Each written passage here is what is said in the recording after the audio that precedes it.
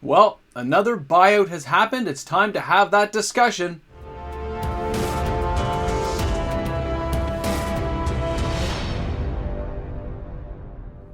Hey guys, welcome back. MTG Moxman here. If you're new to my channel and you've just found me in this nacho cheese universe that we call YouTube, thanks a lot for checking out my content today. Hope you had a blast while you were here. Maybe you learned something. Maybe you got to put a comment in the comment section and I go, with deep thoughts. But welcome back, everyone. And remember, if you enjoyed the content today, smash that subscribe button. We're only 262 subscribers away from getting to 8,000 subscribers. It's going to be awesome, guys. So let's get down to brass tacks, to business as it were, without the pizza because I'm on a diet. It's killing me.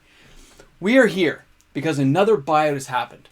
And there's some fascinating things I'd like to remind everyone with a buyout. Just because hundreds of copies of a card disappear from the market, they're just gone. TCG Player, gone. eBay, gone. Local stores, gone. That doesn't mean there's no copies of that card out there. It just takes a while for them to restock. When we did Soldevia Excavations, it took about 60 days to kind of restock it. So the prices will spike for a while, and then they'll slowly trend down. But if you hold the line, and you're that person who just did that buyout, and you're waiting that 6 to 9 months for the card to go back down to where it was, and you buy another ever amount it's going to be, it becomes a more fun situation to watch. Again, it'll get restocked, but again, it'll fall back down. Then the person buys it again. If you're on a long plan to get as many copies of a card as you can, you are willing to wait for these things to happen. There are people out there, for no rhyme or reason, who like to buy reserve list cards. I get the emails. I see it all the time. It's a fact. It doesn't have to be a card they play with. It's just because they want to. They have some extra cash. They figure they can make a dent. So let's take a look first at the card that got sold, I guess it was yesterday and today, and then we'll go on. And there's another video tomorrow for another card that sold, but it was taking too much time, so we had to break this into two parts. So let's go ahead and take a look here at our first card. And that is going to be Wandering Mage. I have mentioned this card on the channel recently. I've mentioned it before in the past as an underrated card. It is from Alliances. Now, this person or persons bought 324 copies. If I go back a week, it's way more than that. But I'm saying in the last day and a bit, it was 324 copies between eBay, TCG Player, and a few local places said they sold a lot of copies, so I'm assuming they hit those too. 324 is quite a lot. If I went back an extra 2 or 3 days, it would have been around 500. But we're going to go with the 324. Now, here in Canada, it's $2 if I locally looked for it, but it's sold out, but that's what it would cost. The average price now is $27.99. Do you see why that's the average? Because look what happened. It got all crazy out there because some people bought a lot of copies. Then you see that the market, though, is $3.33, and it's €1.58 to get that card. Somebody likes Wandering Mage. They like the idea of what it can do. They appreciate the art. They like the look of it, whatever it may be. Buyout! That's what happened. So, that's the card. That's the buyout. That's what we're talking about. And it's from Alliances. So, when we take a look at the next one here, remember this. It is from Alliances. We kind of know how many were printed. So, when we look at this, you see the print run for Alliances is 180 million cards. Feel like we've done this before? Good, because we have. We did this for Soldevia Excavations. Same set. 180 million card print run. That is minuscule compared to, say, I don't know, most sets nowadays. Anything printed nowadays is probably in the 500 to a billion range. 500 million to a billion. This is only 180 million. And with the player base that's out there today, you see where I'm going with this? It's fascinating. It is fun. And I love talking about this stuff basically every day. So when you go here and you see 180 million cards, and Alliances came in 12 card booster packs, and there are 46 rares in the set, that means there is 326,000 rares of each card that is a rare within that set. All right. So we've got this beautiful card, Wandering Mage. We know that there are 326,000 of this card made. We don't know how many are left in today's society. We don't know how many got destroyed. We don't know the attrition rate. Most people put it around 50 to 60%, but that's just rough estimates. And near mint, versus everything else, right? Because there's a real variation. I'll have a video coming up about the condition of cards as well. Stay tuned for that. It's going to be a double video at some point this week. I've almost finished everything.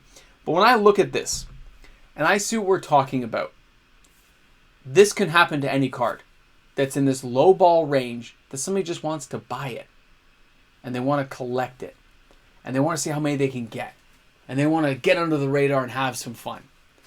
Now, when we take a look at this one, so this buyout, they bought 0.1%, right? Out of 326,000 cards, they bought 324. That's roughly 0.1% of the entire card market, and it only cost them $900. So you think about that in stock of a company, and you realize it's 0.1% of the total company of that card, right? The shares in that company, there were 326,000 copies of that card made, and there is literally a person out there who bought 0.1% of the entire company. And that's if all 326,000 were still in existence. If it's less than half than that, so they bought like 0.2%. If it's less, you see where I'm going with this? And if they wait, if whoever did this waits another 9 months, and the card will drift back down, because that's what happens with buyouts. They spike up, and then it slowly drifts down. A few people might buy cards in between, but it generally goes back down. That's what I've been noticing with the trends of these cards. Remember, they do get restocked. It just takes time. As it goes down, that person who bought that first buyout, they've just marked it on their calendar. It's around 9 months. 9 to 10 months, it's going to drift back down. When everyone's forgotten the hype and the hoopla, and it's all gone back down, let it calm down. Let the dust settle on this card. Which I actually remind people that's what you should do. Right? If you do a spike buyout, which is what this is, you buy it, you buy as many copies as you can, it spikes up, drifts down. I do the quiet buy. I just buy regularly, accumulate my copies, and the price doesn't fluctuate too much. And you can watch it slowly being restocked. When you do a spike buyout, the ritz, the glamour of seeing it go up into the air. Awesome. Now it's going to drift back down. And that person on the other end of the wandering mage is saying, it was $900 to get 0.1%. So basically, for $9,000, give or take a little bit, depending if you wanted, because this person hit a lot of near mint stuff. You could have gone for some of the more damaged and moderately played stuff. If you wait and you go back and you buy another $900, another $900. So let's just say you spent the $8,100 it would take to literally get percentage points in this card. To get 1% of an entire print run of something. That is something I think people will strive to do. Just because they can. Because they have the means to do it. It'll be a conversation piece for the rest of their lives. To know that they are the ones who caused this sort of thing to happen. To have that notoriety to say, that was me. People do like that. To stand apart from the crowd. To say, I've done something that no one else has ever tried before. And I can see people trending that way when it's a low-end, cheap reserve list card that they can go after. Love it or don't love it, that's what apparently has happened when people do these mini buyouts. They're enjoying themselves. They're having a lark. They're kicking back. I understand that very well. The flip side is, the card is still maybe desirable for some people. It can go into Commander deck for sure. So I wonder what's going to happen in the future. I'm interested to see what other cards get bought out in the next few months. I have another video for you guys tomorrow about another buyout and the second-hand nature of what happens when these buyouts go on and the after effects that most people don't anticipate. So thanks a lot for tuning in today. I hope you guys had a good time with this. There you go, man. 0.1% gone in the blink of an eye. Let's see how that restock goes. I'll talk to you guys soon. Have a fantastic day.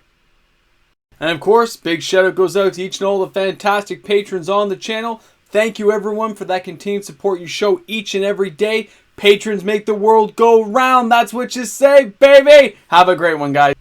Another day, another buyout, right? Alright guys, thanks for making it to the end of the video. Welcome aboard to this water-flavored world of dieting that I'm in right now. Hey, Devoted Paladin will be going into the 10K box. I hope he enjoys his ride.